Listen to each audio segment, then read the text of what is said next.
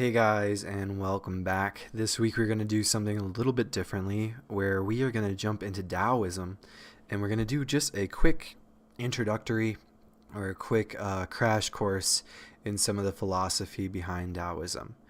Right off the bat, I want to say that Taoism is a religion, and like any religion, there are a million different practitioners that all have their own relationship with this teaching and have their own way of interpretation and their way of practicing this teaching. And so it's tricky to do an introduction or a crash course that touches all of these different ideas or these different ways of believing. And so I just wanted to acknowledge that before we dig into it. And what I'm going to try and do is speak of some of the seeds that the rest of these all kind of branch out of. And so to get really down into the deep, the singular message of Taoism, if there is one, and kind of discuss that there.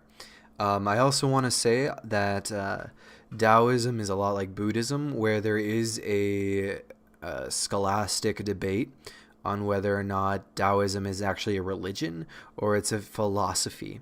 Because unlike Christianity or Islam or Hinduism, there is not a consistency with there needing to be a divinity present in this.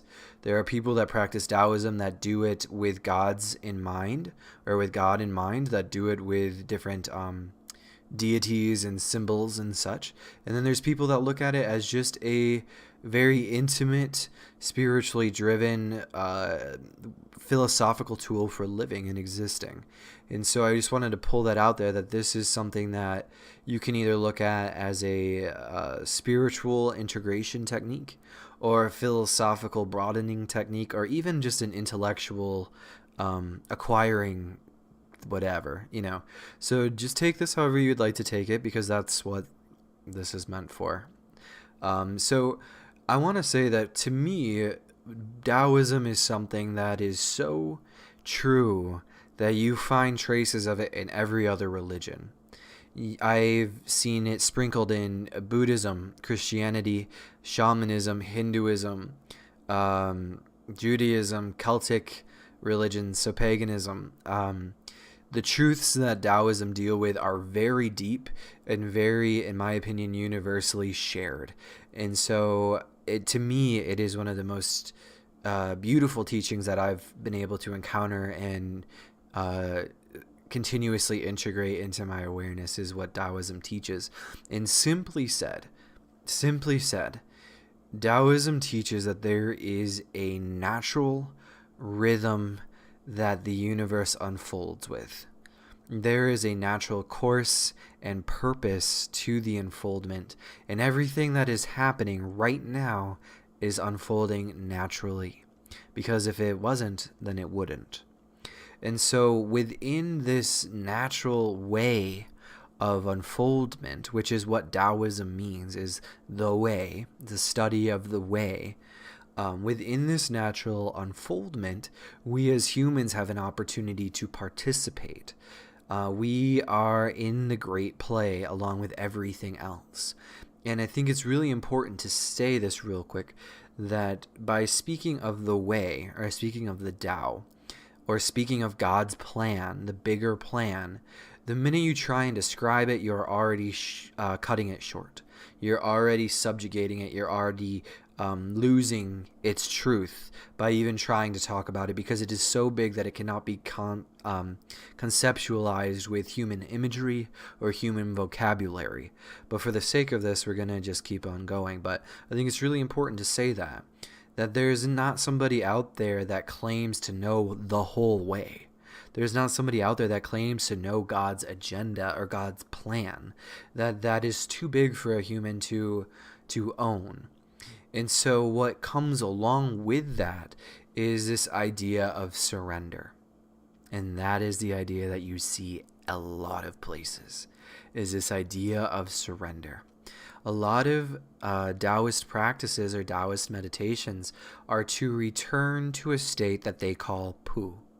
So in the very beginning, when you're born into this world, you're pu, or an uncarved block, I guess, because if you say you're pu when you come in, that's kind of misleading. But when you're born into this world, they call it the uncarved block, because you just exist as you are with untapped potential. Think of an uncarved block of wood.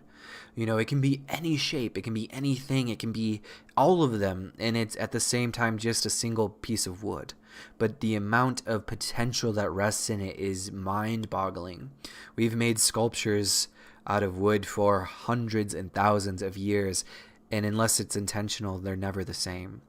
So when we come into this world, that is us. We are naturally filled with all of this potential, and as we grow, we get carved into or shaped by our society, our family, our religion, and how at the core of us still there is a piece of what we came in here with.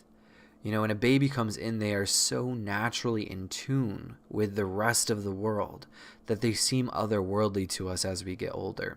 When you look at a baby, you don't even see struggle. You don't see strife. You don't see jealousy or anger or sadness. You see a person, and you see them acting and responding in the most natural way, where they're smiling or they're crying, but it is just their natural way. There's no conditions to it.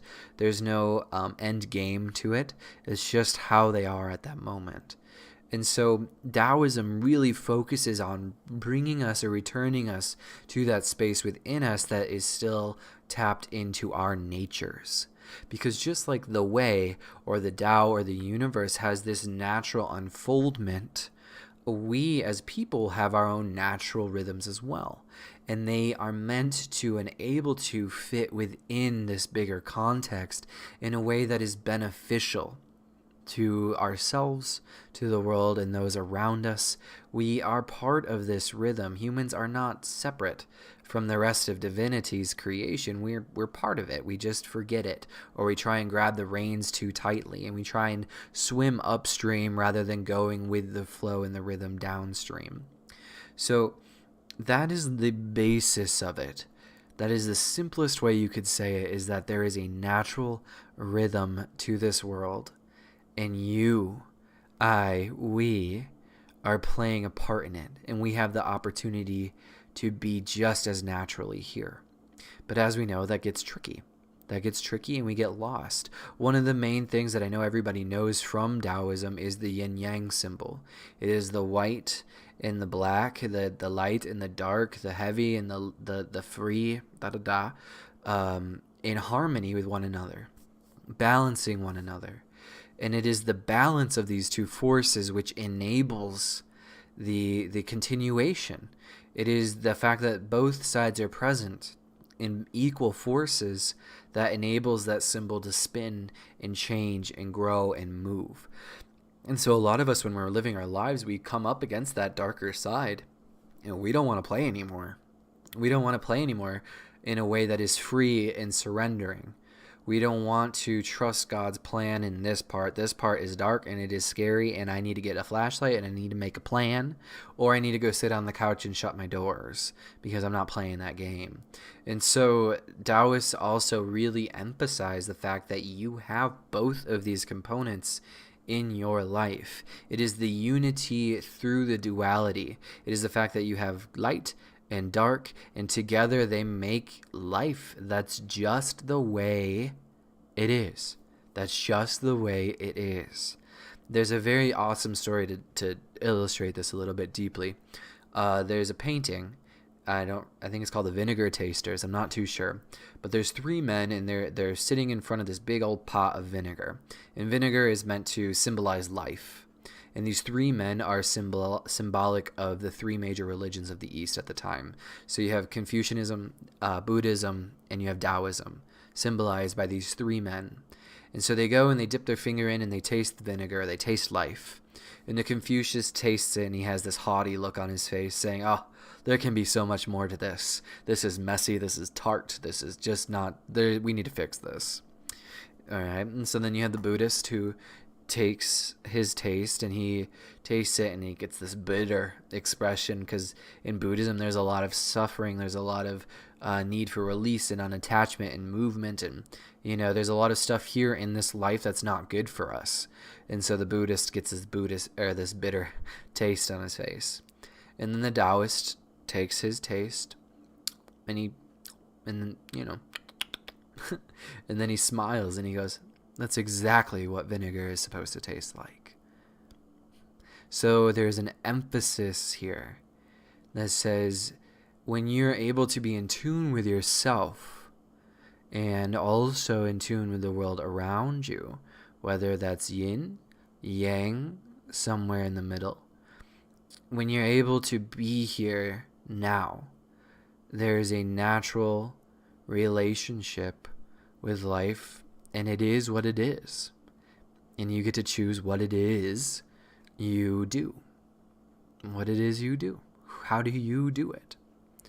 So I'm going to probably leave it right there because there's so many things to go into, and maybe in a week or so we'll dive back into this or share some different stories or some parables from Taoism. Really quick, I'm going to say that the founder was Lao Tzu. He wrote their holy book, the Tao Te Ching, which if you get a chance to read, it's a lot of poetry. It's really beautiful, whether you incorporate it into your spiritual beliefs or not. It's really, really good, really awesome. There's also a book called The Tao of Pooh, which relates Taoism with Winnie the Pooh characters, and it is one of the most satisfyingly fun, cute, good, and deeply satisfying books that I've ever read. Super easy read. And I just encourage you to look a little bit deeper if you're curious about it. Like you say, this is a really simple introduction into a very deep rabbit hole of true wisdom that really delves into surrendering, centering, and relating with the divine context around yourself.